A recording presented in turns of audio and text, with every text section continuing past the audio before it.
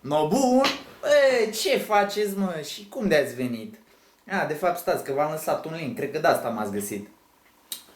În fine, eu am un banc super incredibil știbil pentru Iobag, pentru giveaway și sună cam așa bancul.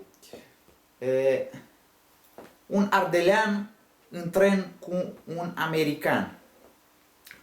No, românul scoate un măr și începe să muște din el. Americanul curios. Excuse me, dar ce e ăla? Zice. Zice românul, păi e un măr. O, la noi în America, oai, merele sunt super mari, sănătoase, de 10 ori mai mari. No, bine, mă. Scoate românul o portocală, începe, decojește frumos la ea.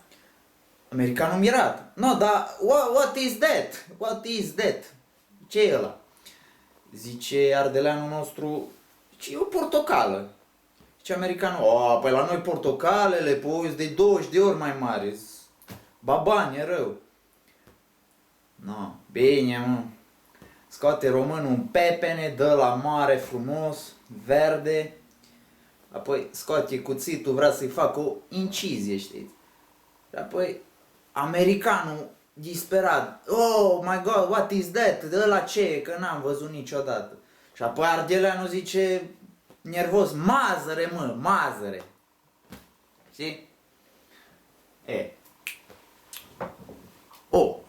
Și stați că mi-am mai amintit un banc. Dacă îl știți pe ăla cu bâlbâitul în tren. Vede bâlbâitul o gagică super șmecheră, bună, da tot ce trebuie. Și zice, domnișoară, e tare cald aici în tren. Nu vreți să ne dăm jos tricourile? Zice gagica, da, bine, hai. Stau ăștia jos tricourile, mai trec vreo 2-3 minute, bâlbâitul iară. Domnișoară, e tare cald aici. Nu vreți să ne dezbrăcăm tot? Gagica, liniștită, bine, hai, să dezbracă ăștia. Mai trec vreo 5 minute, bâlbâitul disperat, nu știe ce să mai facă. Domnișoară, ce-ar fi dacă ne fură cineva hainele? Bine, astea au fost, altele nu, aveți grijă de voi.